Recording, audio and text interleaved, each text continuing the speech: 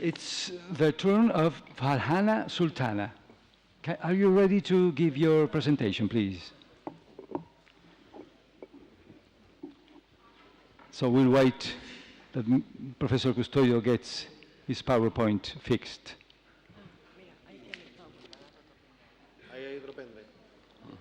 And we'll listen to him afterwards. So, are we going to listen to Mrs. Sultana? Go ahead, thank you.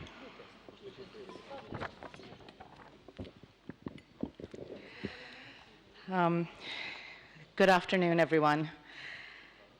So, I was asked to talk about what it could mean to think about the human right to water in the context of both education, but also in terms of development and gender equity. So one thing that we've talked about this morning is that water is life, and it is the one thing that we cannot live without. We all know this intuitively. Yet we're witnessing increasing water crises and water struggles worldwide. But this is not equal everywhere. However, there's great difference in the history, spatiality, and social difference in who has access and control over what kind of water around the world. Some can take water for granted, while others suffer from the lack of clean, safe water daily. Water crises affect communities in many ways, and it is imperative to understand the multifaceted ways water management can facilitate or hinder well-being, progress, and development everywhere.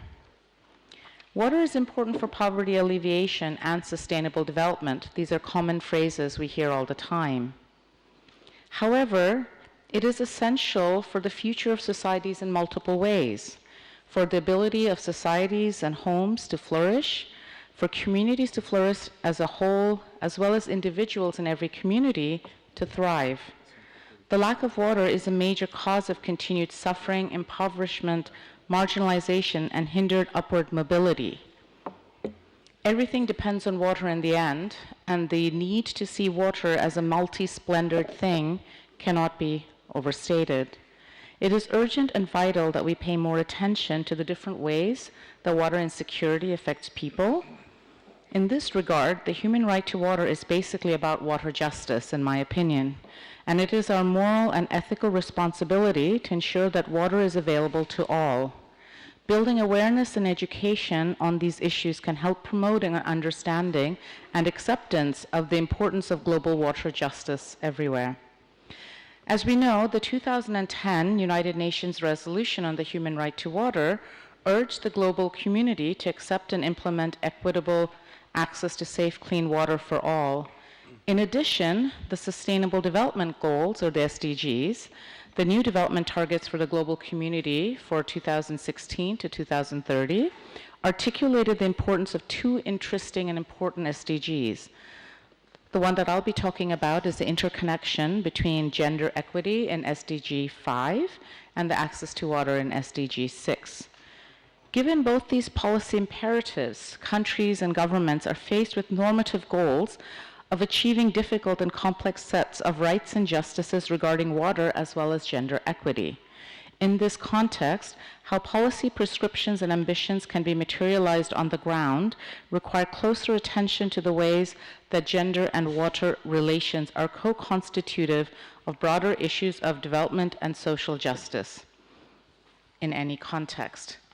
Given this, greater attention is needed to address the socio-ecological issues that affect access to, control over, and rights to water, which have intersectional gendered implications and impact lived realities of water justice and injustice on the ground. I agree that implementing the human right to water can help achieve broader issues of gender equity and gender justice, and thereby contribute towards the goals of sustainable development and an inclusive vision of the future. Having worked and lived on 3 continents, I speak from both personal and professional experience. Water is very much a gender issue, as women and girls are burdened with providing water for their families worldwide, as they're often the managers of water in the home. For a multiplicity of purposes, such as drinking, cooking, bathing, cleaning, sanitation, livestock and poultry management, kitchen gardening, and small-scale household-based economic activities. In many places, while men are generally engaged with productive uses of water, such as irrigation for farming, women are largely responsible for reproductive water needs, such as domestic water. Ensuring secure access to safe water increases educational, employment, and health opportunities and reduces gender disparity.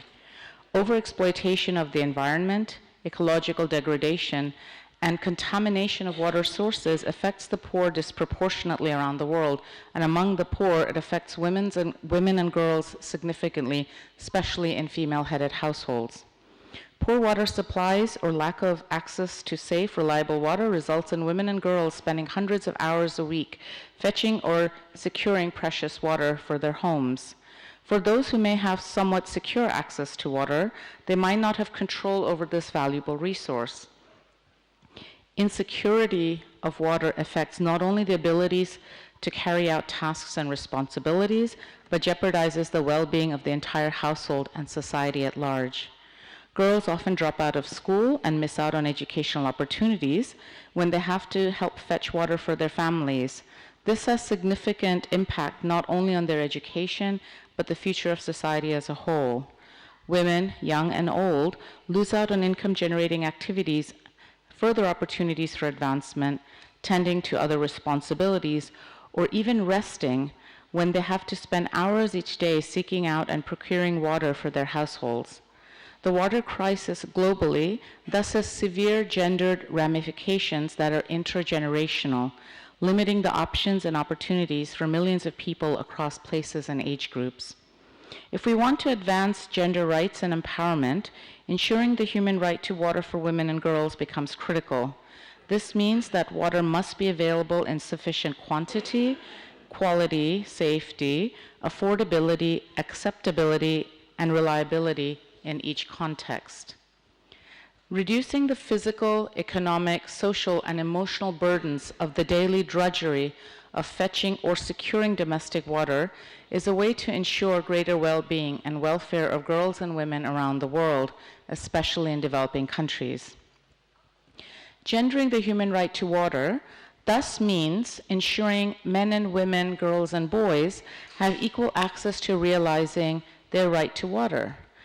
Failure of governments and relevant institutions to ensure the right to water results in increased burdens for women and girls. The policy discourses that are not implemented conscientiously result in gendered impacts that can have opposite results, thereby linking the state to continued or even new gendered sufferings. This connects policy imperatives and the human right to water to formal gender equity policies and goals that are overtly and often not so overtly stated in the policy documents of many nation states. Given the challenges women have historically faced in accessing rights and having voice, it is particularly poignant that gendered equity is ensured in the way we manage and govern water. Materializing the right to water thus becomes critical in landscapes of both disenfranchisement of populations in accessing water as a group, as well as the gendered relations of power and division of labor in patriarchal contexts within these groups. Even in places where the right to water has been officially formalized in policy or law, these rights are not easily actualized for marginalized women, who are technically the right bearers, due to various contextual challenges, such as cultural perceptions, social norms, economic ability, and so on. Social norms and power relations affect water access and use, and what appear to be fair on paper may in reality not be so. Gender differences in how people relate to water are influenced by predominantly a gender division of labor both in and outside the home, the relationship to water resources based on tasks and responsibilities, valuation of women's and girls' labor and time, and their decision-making powers in general. Similarly, social norms of who does what also places differential burdens of water-related activities across different groupings of people, and the relationship that marginalized groups have to water is often different from those who are less affected by or dependent on water on a daily basis.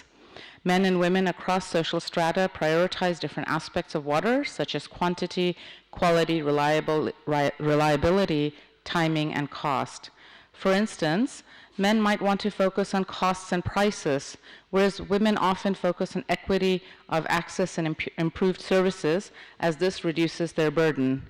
The externalization of costs that are physical, social, and emotional onto women and girls results in obscuring the true cost of obtaining water beyond its monetary price.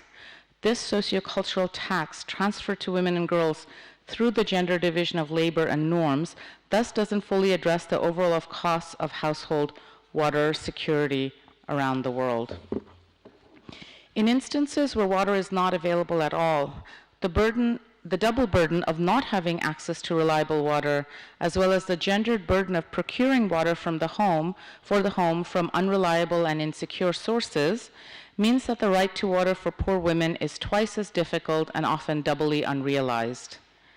Translating the goals of the right to water to meaningful outcomes means addressing contextual socio-ecological relations of power. These issues thus need continual attention, which is often sadly missing. The further marginalization through intersectionalities of disability, race, class, sexuality, religion, and other forms of locally relevant axes of social difference also have to be accounted for in advancing the human right to water. Gendered inequities thus operate and manifest across a range of factors, and ignoring these intersectionalities results in failing to work towards gender-sensitive solutions. Policy discourses on commitments to fulfilling state obligations to meeting the right to water often remain largely lip service and mired in a range of conflicts, cross-scalar politics, and water governance challenges in many countries around the world. Whether it is for the racial minority communities in Flint, Michigan, USA, or the urban poor living precarious lives in the informal settlements of Dhaka, Bangladesh. The differentiated power relations and inequities that exist further disenfranchise poorest people through the improper governance of water. Therefore, in advancing water justice that accounts for gender justice, we must pay attention to how water is governed and create meaningful and inclusive participatory and democratic processes to actualize the human right to water. Inadequate access to information and decision-making powers generally leave out the powerless from influencing policies that impact their lives. The social norms and regimes of gender participation and gendered exclusion further discount women's and girls' voices and opinions in planning processes. Thus, making space for meaningful participation, accountability, inclusivity in mechanisms for water governance that are gender sensitive are absolutely critical. The continued dispossession of the world's poor in water governance policy and practice point to the great need to shift planning processes and project implementation towards more equitable systems that focus on social justice more broadly. All these complexities that I've just talked about are vitally important in light of two current trends that are affecting the human right to water right now. Both have been mentioned briefly earlier today. The first is climate change, and the second is the increasing commodification of water. Firstly, climate change makes water more unsecure, with variability in water-related events such as floods, droughts, storms, and placing greater stress on existing water sources. Climate change will also exacerbate existing disparities and create new water crises. This will definitely further worsen gendered inequities in water. Given these growing challenges, we must consider local societal differences and realities more carefully in order to combat climate change's impact on realizing the human right to water in each context. Secondly, commodification of water makes water more affordable, especially for the world's poor, as water is given a market value with a profit logic, stripping water of all its other values, such as spiritual, cultural, collectivizing, social, and so forth. This has severe impacts for poor women, especially female-headed households, as they're pushed out of the market when they cannot afford to purchase water. To this end, keeping water as a public good promotes gender justice, as the human right to water becomes easier to implement more fairly and equitably. Considering both these challenges of climate change and commodification that exist and are becoming more prescient, it becomes even more important to ensure water governance is attuned to issues of gender justice, inclusive democracy, social justice more broadly, solidarity, and sustainable development. Critical effort must be enhanced to keep water in the commons as a public good with democratic water governance fostered and supported. Otherwise, any attempts to promote a culture or ethic of water justice will be subverted. Therefore, supporting endeavors in enhancing global education about all these issues in ensuring the human right to water for all are ethical and moral imperatives for us all here today. Thank you very much.